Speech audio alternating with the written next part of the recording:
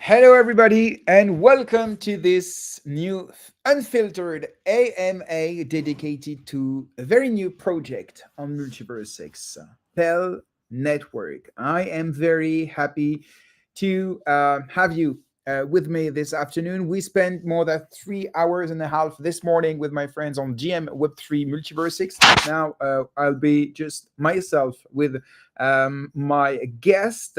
I will receive him in a second. But first of all, I would like to tell you that, as usual, we will be discussing about the project, the market, the team, the roadmap, the business model, and of course, the token, the Pell. And I'd like to remind you that my question have not been pre-approved by my guest, and you guys can submit your own questions in the comment section at any time. So feel free to ask your questions. We will ask my guest just after. And before we get started, don't forget to give us a like, to share the space, to subscribe to our YouTube channel or on Twitch or on Twitter, of course, and send up some support in the comment. So I'm counting on you to give a strength to this space. And now let me welcome today's guest, Makoto Uramura. I would like not to mispronounce his name. Hello, Makoto. How are you? Hey, nice to meet you, sir, JM, and nice to be on a live stream. It's been a while since I did it the last time. Yeah, I saw that you joined some Twitter Spaces, but it was just like audio. So now we can see you. So it's Yeah, new, very cool to have you on my channel. So yeah, it's Makoto. Sorry, I said Makoto, but it's Makoto. don't worry about it. Hi, everybody. I'm Makoto, co-founder of Pell Network. Very nice to be here today chatting about the project and pretty much everything about it. It's like GRM said, unfiltered. So anything under the sun, we're here to just have a chat about it. Definitely. First of all, I would like to wish you a Merry Chinese New Year because it's today. And I was said a few minutes ago that you were Chinese. So yeah, happy Chinese New Year. Yeah, thanks. Yeah, today is indeed the first day of Chinese New Year, so it's pretty much holiday mood here. Of course, I think crypto doesn't sleep 24/7, right? So some of us are still sort of watching the charts or watching the market, see what's going on, thinking about what do we do now and next in the future. I was thinking spending my New Year during an AMA. It's pretty weird, but that's the way it is on Web3. No day off. Yep. Well, I think it's in a way a good thing that's changing some of the already known customs that we are used to, right? And I think it's really a kind of new lifestyle that it's to me it actually has bring more good than harm, and it just keeps us always focused on building and delivering. Definitely. So we will, if you agree, we'll start this AMA. So I Mhm. prepared a few questions for you. You don't have the questions before, so it will be just natural. All the question will be asked, and so you will have the time to answer, of course. But first of all, let's maybe introduce yourself. Can you tell us about your, I don't know, academic background, your experience in both Web 2 and Web 3? Yeah, so we can get to know you more. Of course. I actually grew up in Singapore, did my education mostly in Singapore, and I actually had a Bachelor of Business Administration and an MBA from National University of Singapore.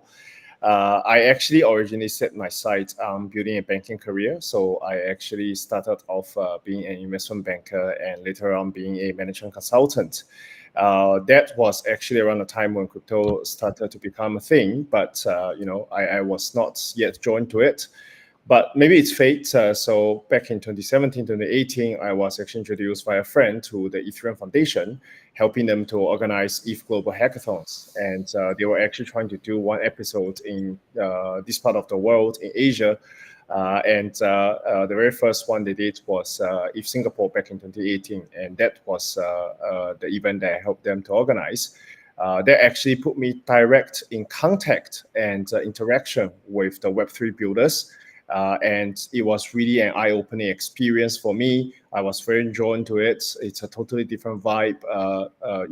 Nobody actually came in suit and tie, wearing pants and leather shoes, and nobody felt very uptight. And there was actually not even a sort of a sense or atmosphere of commercial stuff. Unlike, for example, nowadays, a lot of conferences and events that we go, a lot of time and effort is dedicated to talking about business cases and stuff like that. So it was a very pure engineering vibe there. And I was very drawn to it, so much so that I decided to leave my job behind and jump into the rabbit hole of Web3. When I started actually my exploration in crypto, I first worked with CeFi firm because that was sort of a natural transition for me, given my background into crypto. But after a while, I realized that this actually is not something that I signed up for because, as you understand, CeFi business is essentially like banking or asset management, but dealing primarily in crypto assets. And if it's only the asset class that was different, that was not something I was hoping for. So I left the CeFi period and started digging deeper into DeFi world. And I did a few DeFi protocols, staking, stablecoin, lending protocol. That, On yeah, Ethereum mainnet or another ecosystem, other blockchains? that was mostly on Ethereum. Okay. Yeah. But of course, I kept an eye on Bitcoin being, the largest crypto asset there is, and a lot of the DeFi innovations in Ethereum. I always ask the question, why can't it be done on Bitcoin? Of course, there were also other people who were trying to build native DeFi on Bitcoin, but I think it was not until last year really when the clouds gathered together and form a perfect storm where the developer community was activated, the user community was activated. We saw the rise of ordinals, BRC20s, and then a wave of Bitcoin layer 2s and liquid staking and stuff like that. And also it was last year when EigenLayer took the center stage of introducing restaking as a novel business model. So we sort of had that aha moment within the founding team that we said, why don't we actually take Just the idea? don't go too far, please. Of Sorry. course, we'll speak Yeah. about the ideation and the idea of Pell Network, but we wanted to know more about your background. But it's interesting because the transition is well founded between your background and Pell Network. So maybe just I will let you continue about the story. So how is the idea of Pell was born? Was it yours? And if not, because I know you have other co-founders, can you tell us about your partners in this adventure? Yeah, sure. Maybe I'll just take a small rewind into how we Yes. actually founded Pell. Yeah, like I said, I always kept an eye on the Bitcoin ecosystem, and I felt that really it has huge DeFi potential. It's just that if you look at Bitcoin Layer 1, uh, given even today as is, it's not ready for advanced DeFi or even simple stuff like building a DEX on Bitcoin that's going to be super expensive and super slow and nobody's going to use it. But with the advent of Bitcoin Layer 2s and now a new wave for liquid staking protocols being built, we felt that really the fundamentals are changing and the landscape is shifting, that maybe now if we build something on top of Bitcoin, it is the right time because it matters a lot. You are doing the right thing at the right time. So me and my two other co-founders, we came together and we basically brainstormed about what can we do with Bitcoin. And then we sort of saw the opportunity of originally sort of merging or marrying the idea of risk-taking pioneered by EigenLayer with Bitcoin as the underlying assets. And then we set out building Pell.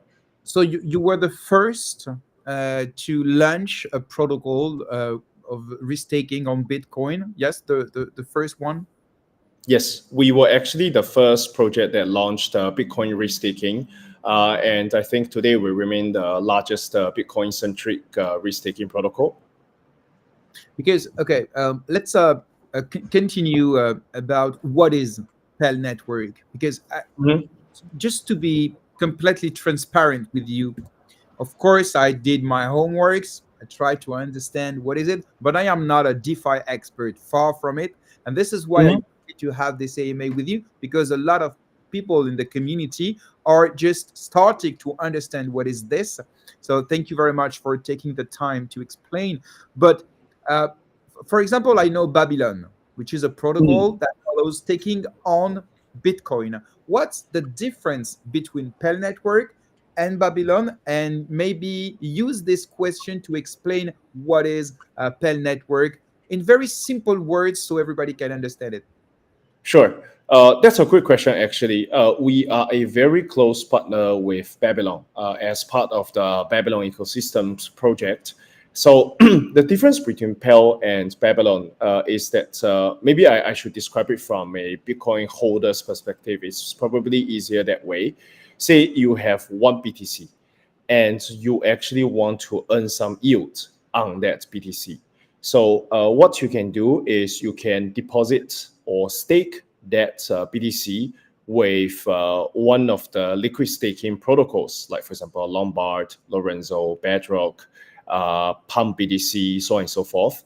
And they will actually do the service for you to stake that Bitcoin with Babylon. And they will actually give you back what we call BTC LST, liquid staking token. I will come to this part a bit later.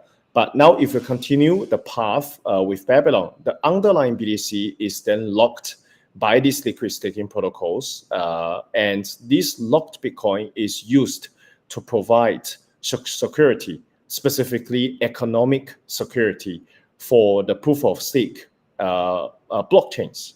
These are, for example, Cosmos layer ones. This actually is now a big area that Babylon is focusing on to actually use Bitcoin to help secure Cosmos layer one chains, right? And what Pell does is, remember just now I talked about the BTC LST. We actually allow the users to restake this BTC LST with Pell for us to also provide economic security, but this time not towards the POS chains, but to applications. Like we talk about cases of decentralized oracles, decentralized bridges, sequencers, and other applications that also need economic securities, but they are not full-fledged blockchains. So we actually built So in a way. sorry to interrupt. Just want to be sure Yeah. and to reformulate, to rephrase, to be sure I understand. So Mhm. staking is to bring security to blockchains, and Mhm. risking is to bring security to applications. Can we summarize what you say about this? Spot on. Yes, that's exactly the difference between staking and restaking. Okay, just you said that we can use Bitcoin to bring security to layer one on Cosmos, for example, but why Mhm. not use the Cosmos cryptocurrency, the Atom? So why preferring Bitcoin? Just a simple question, curious question. Of course. So firstly, I think if you look at the Cosmos layer ones, a lot of them are not using Atom. They are actually using their own token That's the as problem of the Cosmos ecosystem. Nobody uses that's Atom. yeah. Okay. So actually, say now hypothetically, right? If you are launching a new Cosmos layer one and you come up with your new token, and you actually want as much as possible the market to adopt that, but being new, you don't have that kind of market recognition, right? So any kind of positive or negative news will actually swing and change the value of your token by a lot. And imagine if you're a POS network, the dollar amount of assets staked with your network basically defines the security or the strength of your network. When the dollar amount or the value of the tokens are low, then your network is vulnerable. When the token price is high, then your network is strong. So far so good, Bitcoin right? is maybe Bitcoin is less volatile. That's the Exactly. point. Yes. Yeah. Correct. Now, if you replace the staking of or providing the security for your blockchain from your native token to Bitcoin, then you are no longer correlated, or you are no longer bonded to the volatility of your own token. So you basically separate the token value from your network security. And for a lot of founders and a lot of blockchain teams, this actually gives them some good sleep at night. Thank you very much, Makoto. It's very clear. Let's continue about the market. So, you said you were the first? Do you have any competitors at the moment? And if so, what's maybe the comparative advantages that you have, except the first move advantage that maybe you'll speak about? Yeah, very true. So now there are multiple market players that offer restaking service associated with Bitcoin. Some of them are also Bitcoin centric. Others are actually onboarding Bitcoin as an additional asset made available to their target audience. So even the guys like, for example, Eigenlayer and Symbiotic and Karak, they actually are not Bitcoin centric, but now they support, for example, ERC20 of Bitcoin, which is WBTC, and a few others, right? And I think when it comes to Pell, excuse me, the biggest sort of competitive advantage for us is that we saw actually not one problem, but two problems when it comes to restaking. Number one is the projects are actually exposed to volatility of their token, right? Now, the problem number two is if you look at players like Eigenlayer, they are pretty much EVM focused, which means if you are building an application that is not aligned with EVM architecture or tech stack, then it is actually quite challenging for the project to onboard or to actually consume the economic security provided for example, Eigenlayer. So we actually came up with a solution to make Pell Network the first Omnichain restaking network, which means if you are a builder that has built an application based on Cosmos Stack, based on Solana, based on Move, you can actually still connect and integrate with Pell and enjoy the Bitcoin security that we provide. Okay, very very clear. Let's speak about the security, because in DeFi and in restaking especially, bridge is very important. So, what can you tell us about the bridge? Is it trustless, or is there any centralized custody elements? And if yes, who hold the keys? Yeah, sure. So that's a very good question, and that's one of the design concepts when we actually built Pell, is that as much as possible, we do not want to involve any bridging step. So now, for example, Pell is integrated with over 18 blockchains. We have actually many other partners as well. But how do we actually do the chain integration so far? Is that when we actually integrate with a chain, we deploy natively our restaking contract onto the chain itself. So, for example, if a Build user, So you rebuild the smart contract all the time, and you adapt to the new blockchain that you integrate. you can put it that way. Yes, we actually built dedicated smart contract for each chain natively, Okay. so that the users on the chain can actually stake or restake their Bitcoin assets with Pell without actually wrapping or bridging their assets from one execution environment or one chain to another. So your assets stay on the home chain where you originally hold the assets. Okay, and how do you bring security to another ecosystem? So is there any cross chain interaction or not? Yeah, so there is this element that is central to Pell's architecture, is what we call a Pell chain.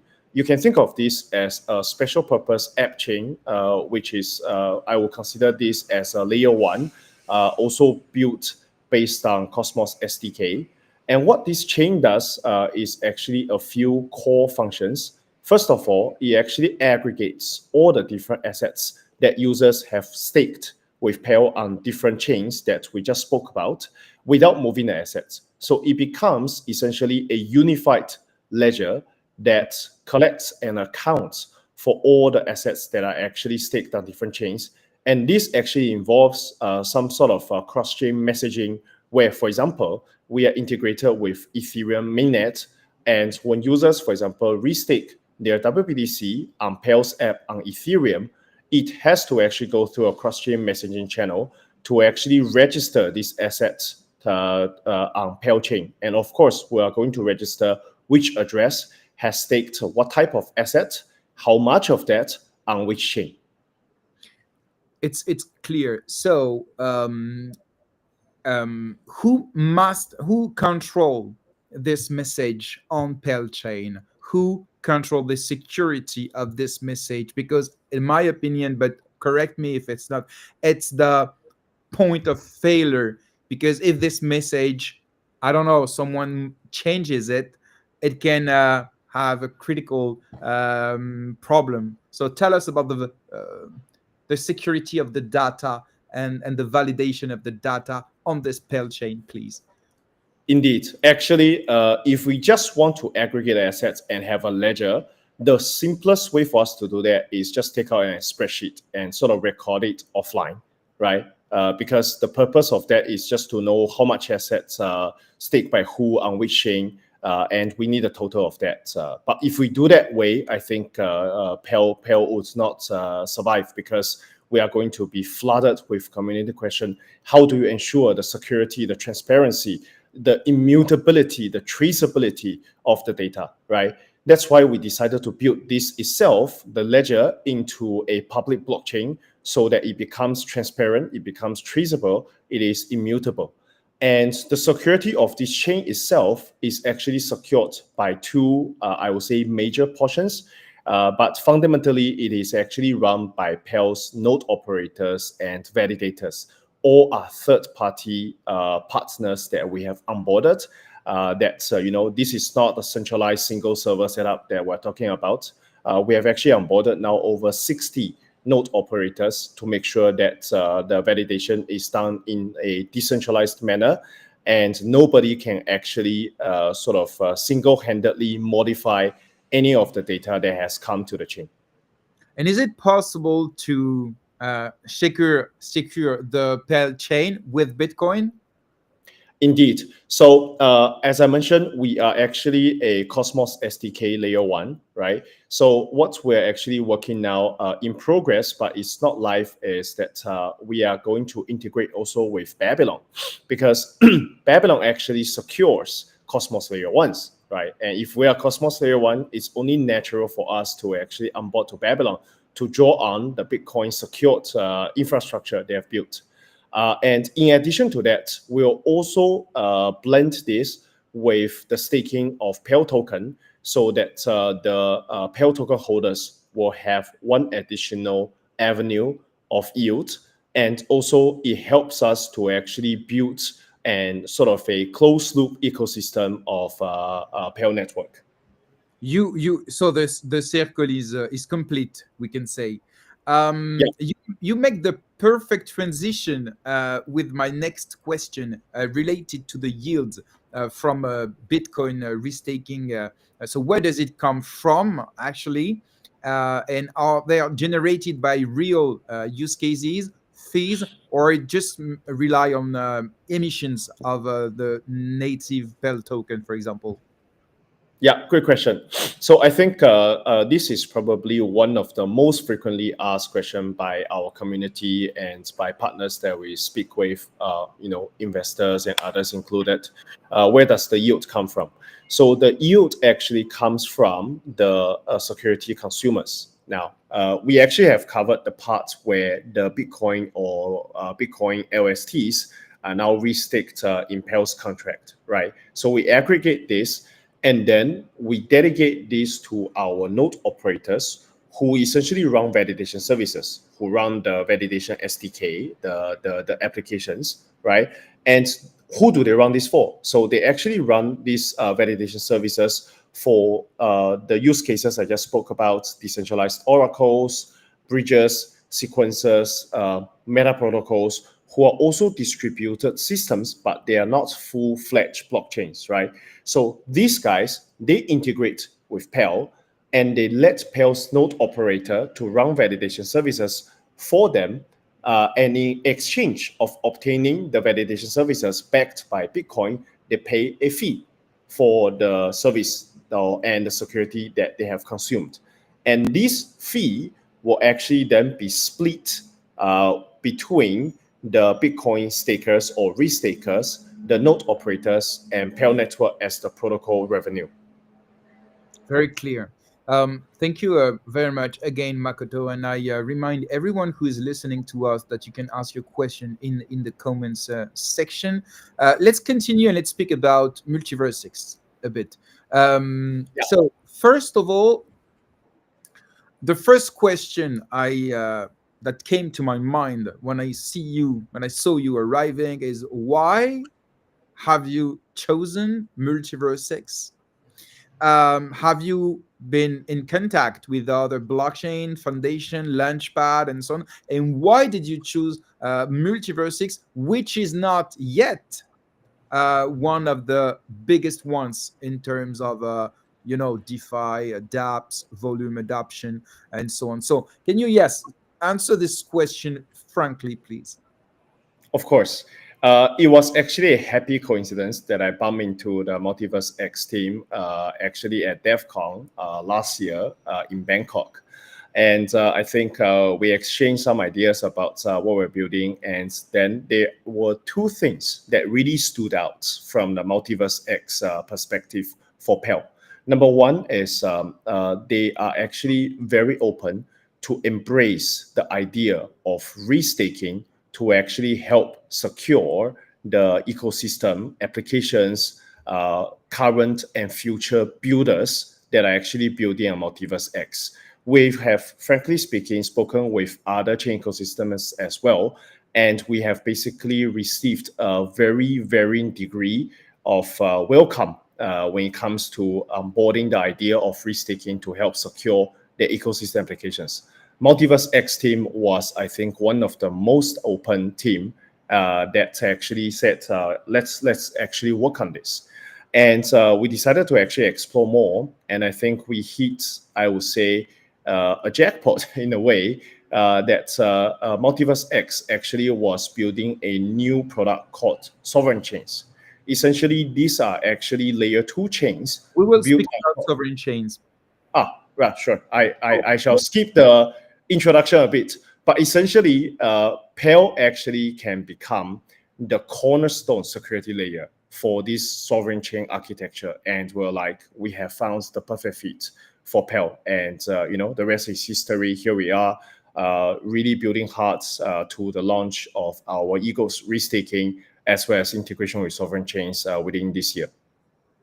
Thank you very much for this answer, and it's much appreciated.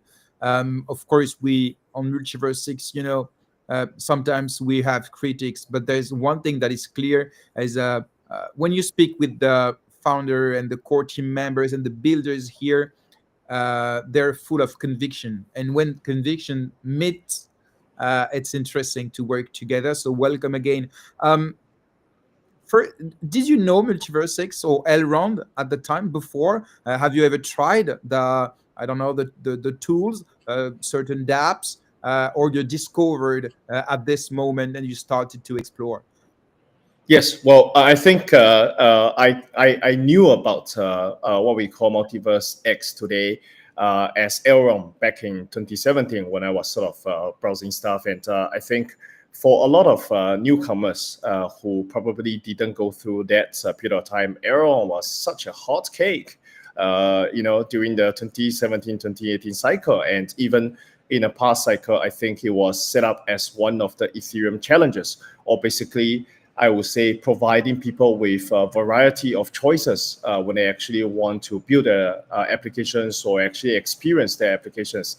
And I think one key value proposition of then Elrond, and I believe MultiversX carried that forward, is actually the sharding Sharding. capability. Yeah, and I think that was what Ethereum has been building for over 7, 8 years and has not yet fully implemented. So I think sometimes people don't really pay builders who keep their head down enough respect just because they keep on shipping stuff. But I believe it will come to a day that people realize that how powerful this capability is. Okay. Um, were you aware of the degree of education of the MultiversX community in terms of DeFi and this kind of concept like restaking? Restaking is 1 year old. Okay, 2 years ago nobody was talking about restaking, but Indeed. on MultiversX we just discovered it a few weeks ago. I'm not talking about the expert. I'm not talking about the few educators that maybe knew this concept, but majority of the community is not aware of this. I'm talking about the like uh, Multiversix only user. Of course, cross-chain users maybe discovered it on other ecosystem. Anyway, my question is, were you aware of this degree of education, and what did you plan, and what do you plan maybe to help the community to master better the concept and the mechanisms of restaking and maybe the other features that you will develop later? Yeah, so I think firstly, I need to really give a shout out to the Multiverse X team. They were very transparent with us from day one, saying that restaking as a concept is new to the Multiverse ecosystem, which is very close knit, which is very loyal. But at the same time, they are also open to sort of the new ideas. But we're also told that don't expect coming in throwing the words restaking and everybody just snap the finger and say, I already got it. It's not the case. So a lot of community communication, education, and also just sharing information was necessary. And I think if you look at some of our latest threads on Twitter and sort of our Medium articles, we dedicated a lot of efforts to try to explain this concept, this idea, to the Multiverse X community. And I think the job is far from done as we have not really deployed this capability. And we are going to actually do that within Q1 this year. And also, we're going to continuously educate and share the idea of restaking and also forge partnerships within the multiverse ecosystem so that I think it becomes self-evident and self-explanatory when some of these partnerships gets implemented. Oh, thank you. Let's speak about the two polemics we can say around your arrival on MultiverseX. There is no particular order, but let's start with Atom. Atom is the leading lending, borrowing, and liquid staking protocol on MultiverseX. And you made a post saying that Atom will be the exclusive liquid staking provider partner. Uh, After this, you received some complaints from other actors, we can say, and you, of course, decided to precise about it. Can you maybe, for those who did not read the last post, or maybe who are still wondering what's your position about this, can you maybe enlighten us about your strategy with the different liquid staking providers, please?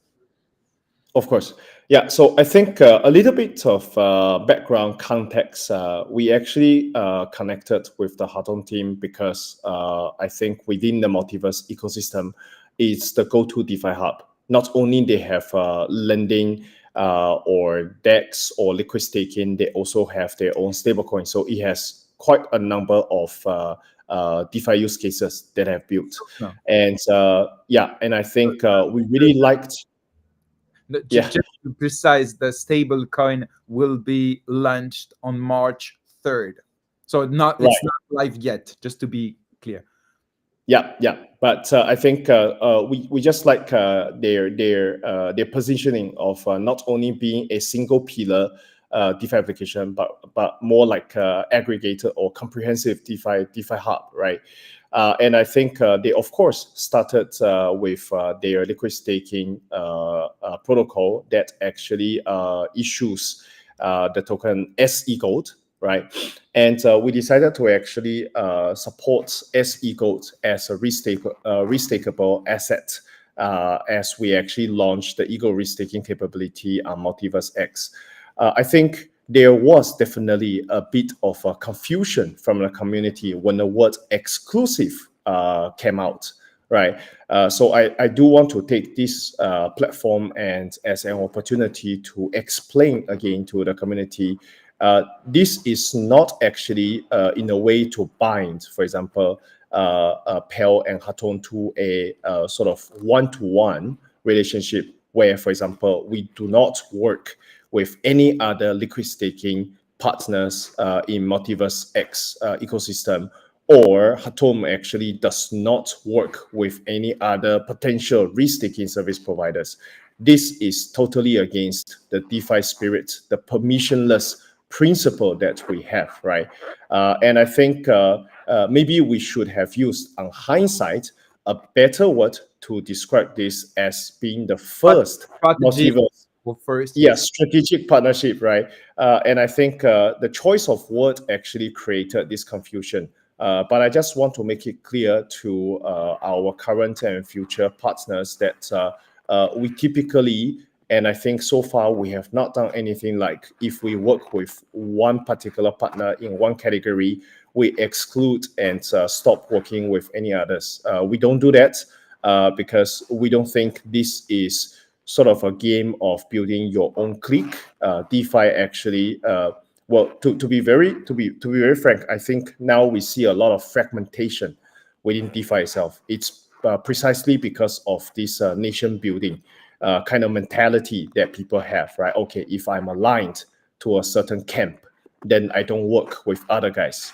And we actually don't like that because we are trying to build something that's omni-chain, right? That's actually bridging the differences. That's actually making different kind of people come together. So we are not going to sort of do Clear. something that's It's like clear. exclusive, and meaning we work with A and we don't work with B, C, D, E, F, G.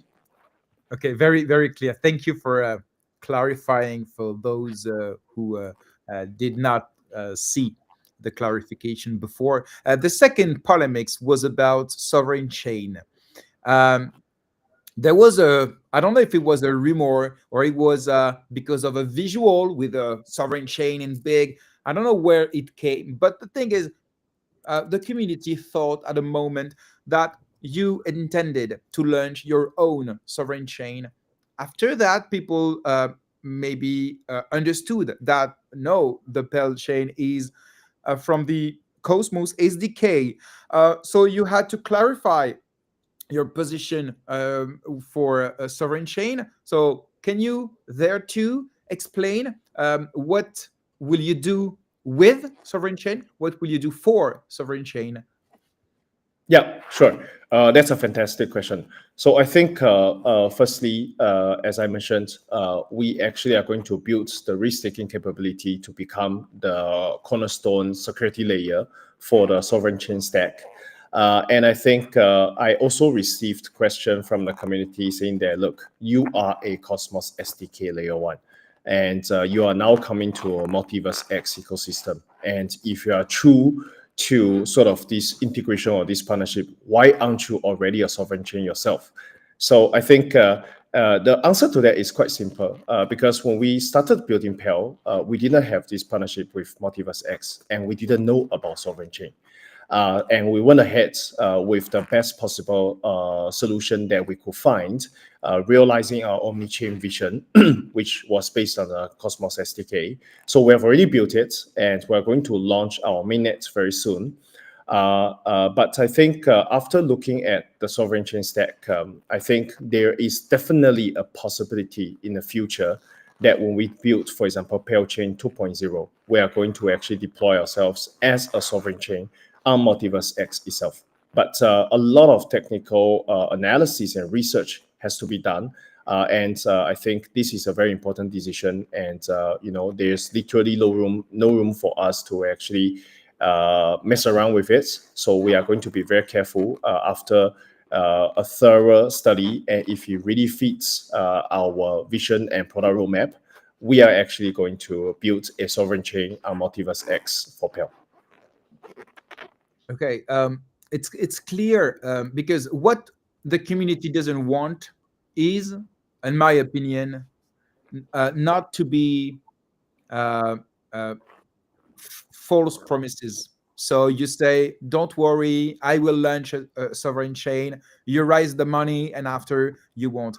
So just speaking with my heart, you know what I mean? So it's interesting. By listening to you, you choose your word very precisely, and you're right. You know how a word can change a world. Yeah, yeah, That- indeed. Yeah.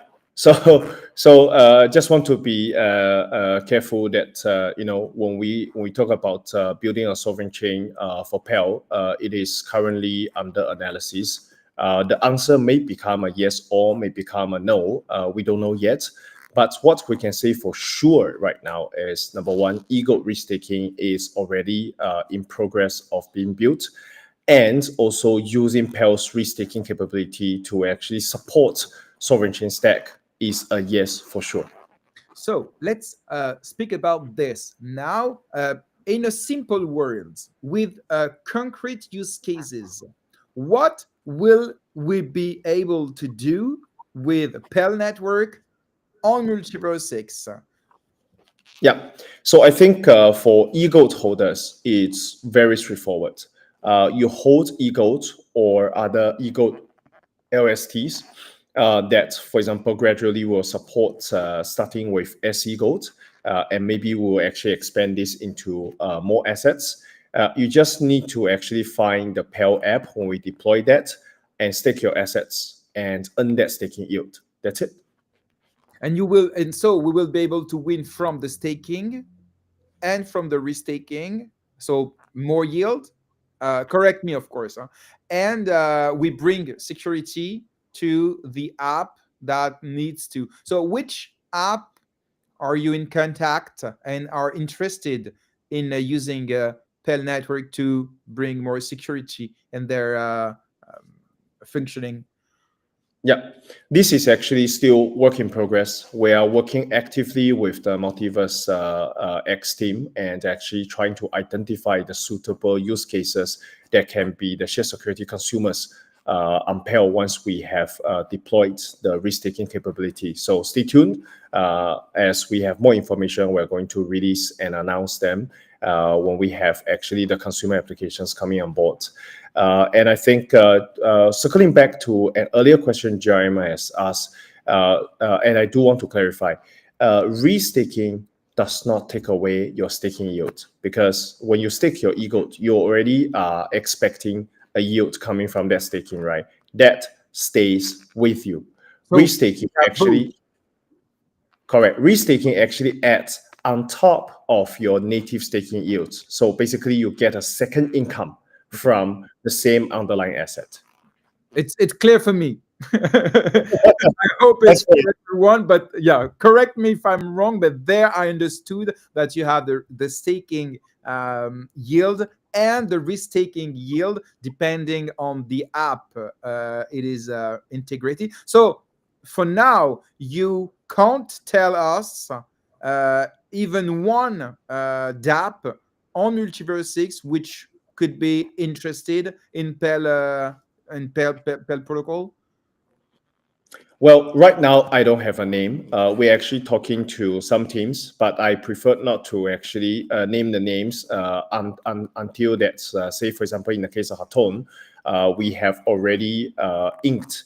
I wouldn't say we signed a contract or anything, but we have already confirmed go ahead of the partnership. We are actually now discussing with a few other ecosystem applications, and as we sort of firm up the details, we will actually announce them one by one. Okay, another question. We speak about EGLD on MultiversX. Will Mm. there be any use cases with EGLD on other ecosystem, or will there be any use cases with other coins on MultiversX ecosystem? Just an open question. Sure. So maybe I should address the second part first. This is actually part of the strategic partnership discussions we had with Multiverse X team, which is we actually want to bring Bitcoin risk taking to Multiverse X. So not only we're actually supporting Ego risk taking on Multiverse X, we're going to support Bitcoin risk taking on Multiverse X as well. Now, I think theoretically, the traffic should go both ways, which means on other ecosystems where they are breached or wrapped egoed that actually want to take the security or want to actually take the risk taking yield from Pell, we should be able to support that. But of course, we can't actually build Rome in a day. We have to actually deliver bit by bit, one feature at a time, for us to actually expand the capability of supporting additional assets when it comes to risk taking. Thank you. Just sorry, but there is a noise. I don't know what is it, but I think it's in your side. So there is a noise. I don't know if you can listen to it, but it's pretty weird. So I don't know what is it. Maybe your mic or maybe something that you touch, but there's a noise. So if you can try to, sorry. Sure. Okay. Is it better now? Because Yes, I am yes. Thank you. okay. Thank you That's good. Well, I'm just at home and I'm not too sure where does that noise come from. Me too, but it's okay. Okay. Let's speak about the token and the tokenomics. First of all, the token, it will be the supply. It's fixed. It's not unlimited. Just to precise. Correct. It has a hard cap of 2.1 billion tokens. In a way for us to pay tributes to Satoshi Nakamoto, who invented Bitcoin. Okay, like it. Um, let's speak about the vesting cliff thing first, and after we'll speak about the utilities, if you agree. First of Sure. all, there are 2 points on the tokenomics I uh, quoted. The what do you answer to people participating into the X Launchpad who dislike having to wait 6 months to redeem, to claim, to receive actually their, I don't know if it will be claimed or it will be airdropped, you will tell us, their token. I saw a few comments saying, you know what, it's okay, Tada did the same, XOXO did the same, it's pretty common. And others I read saying, I'm not, because I don't want this vesting on my token. So do you have anything to answer to these last ones? Yeah. So I think the vesting was, or the lockup per se, actually was designed to align the token holders to the longer term development and interest of Pell Network.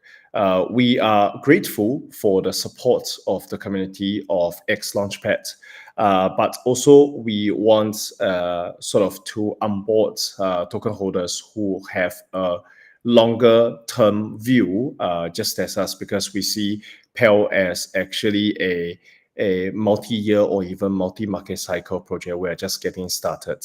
That's point number one. Point number two is the 6 month sort of vesting schedule is sort of awarded to the X Launchpad community exclusively, even at the end of the vesting schedule where all of the tokens are unlocked and claimed by the users. Nobody else, say from the team itself or from the private investors of Pell, will actually get their hands on any Pell token. The vesting or the sort of cliff for the private investors as well as the Pell team will actually only start 6 months after TGE, which means all the X Launchpad community members would have gotten their token in the liquid form already before anybody else can actually sort of start having liquid position or vested token. And of course, there would be some tokens that will be floating on the markets, for example, for ecosystem development, for community growth, and stuff like that. But I will say the insiders, so to speak, are not going to have the token unlocked before the X Launchpad community. Very clear, very clear. Thank you very much. My second point is about the cliff, not for the early investors. I can understand in such a competitive market, you need to attract investors, and it's like a strength report between you raising money and there want to do have the best condition. So it's not about this, it's about the team. Why couldn't the team wait 12 months before beginning to receive the token, as if it's often the norm, as far as my knowledge, of course? Yeah, well, actually, if you look at the numbers a little bit closer, what the team is going to unlock is a mere 2% of the total allocation Could be out 30, of the funding. 30 months, 30 or 36, 30-month vesting. Total is 36. So 36. at a 6-month cliff, what the team will get is 2% of the 15% that actually comes from the that is actually part of the Pell's total supply.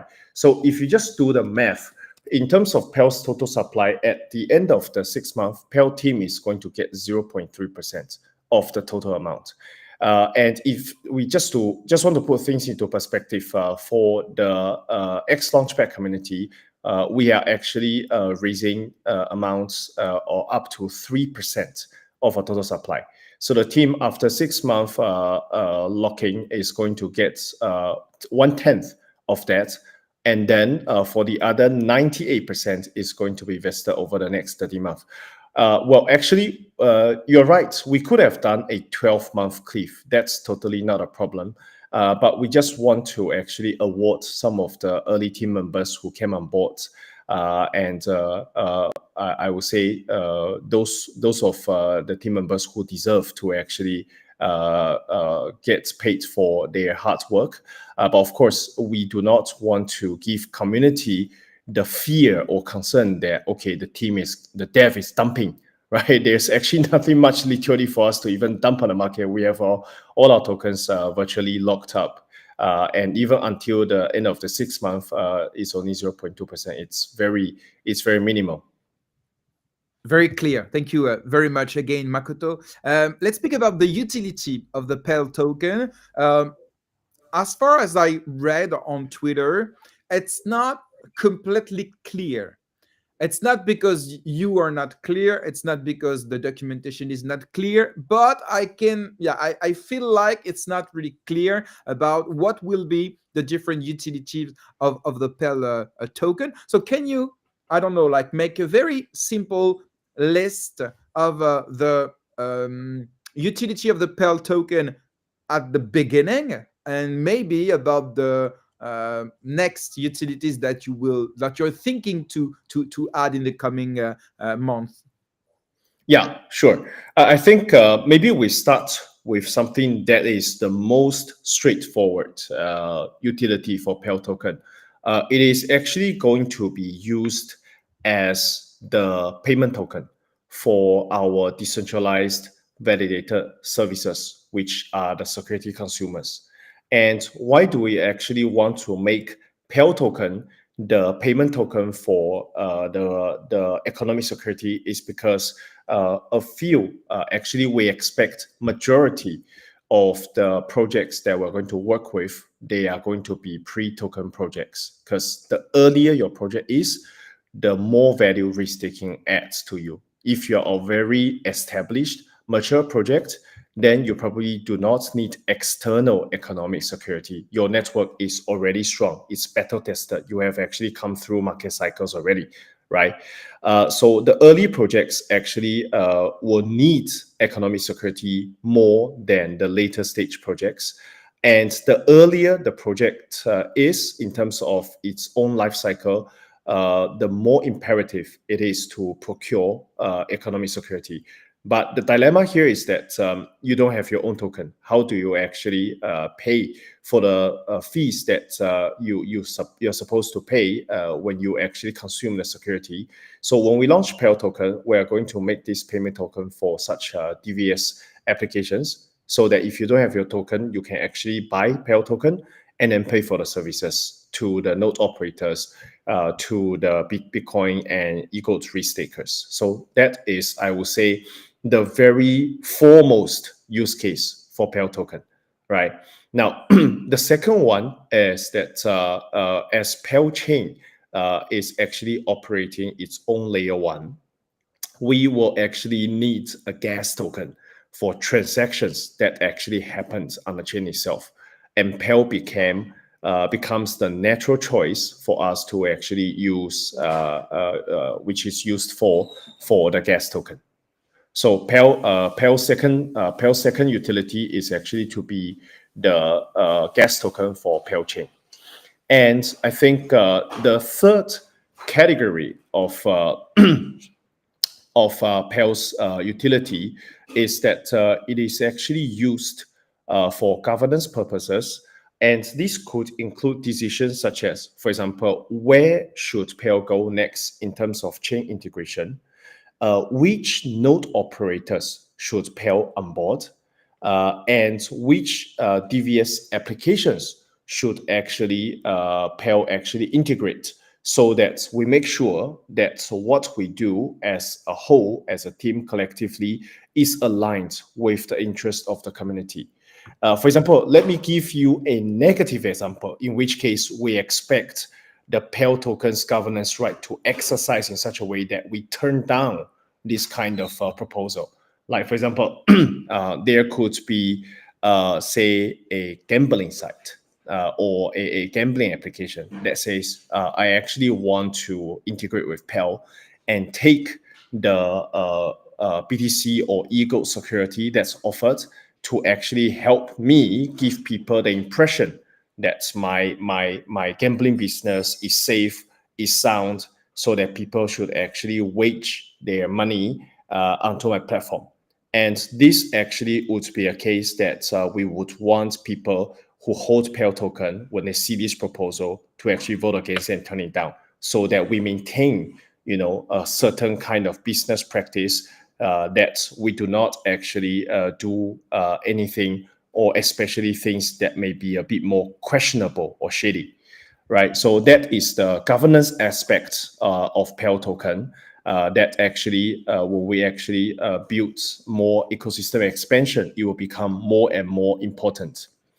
And finally, I think there are actually a lot of use cases. I probably don't want to go through them one by one, but just one last point I want to make is that Pell token is also going to be used in a way as a collateral by our node operators as well as our DVS partners, so that we know, for example, when the node operators they onboard to Pell, and when the DVS applications they work with Pell, they have to stake Pell token. And if they, do not behave right, either intentionally or unintentionally, on top of the slashing that's baked into the restaking model itself, we also want to slash their Pell token. We actually do not want to really enforce this penalty, but more to use it as an economic disincentive, so that we guide the behavior of the node operators and DVS in a way that actually, just like how Bitcoin network is built, it does not actually tell people, okay, you can't do this by rule, but rather if you do this, it's against your own self-economic interest. Very clear. Very clear. Thank you very much, Makoto. I still have 2-3 questions. First of all, we note that you managed to raise your target amount of money on X Launchpad in about 3 hours. So congratulations for this. Thank you.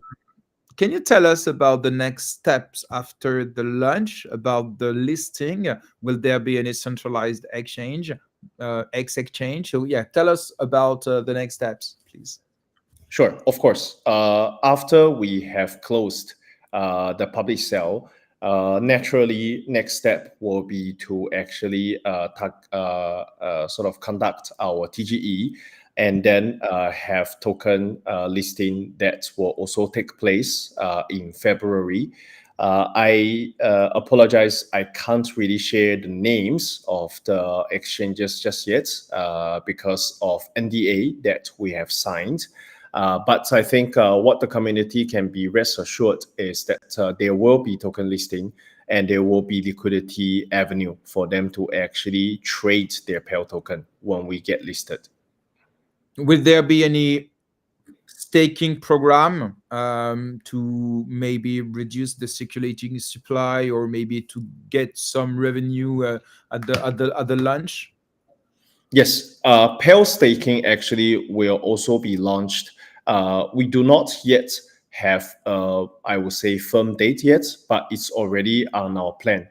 We are actually pushing very hard our engineering team to actually build these new features towards our TG and launching of Pell mainnet. But at the same time, we just want to make sure that we deliver something that is not going to crack or break.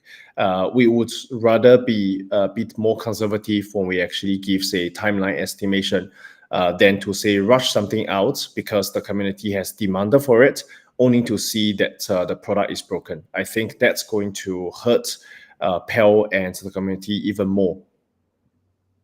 Okay, two last question. Let's speak about regulation.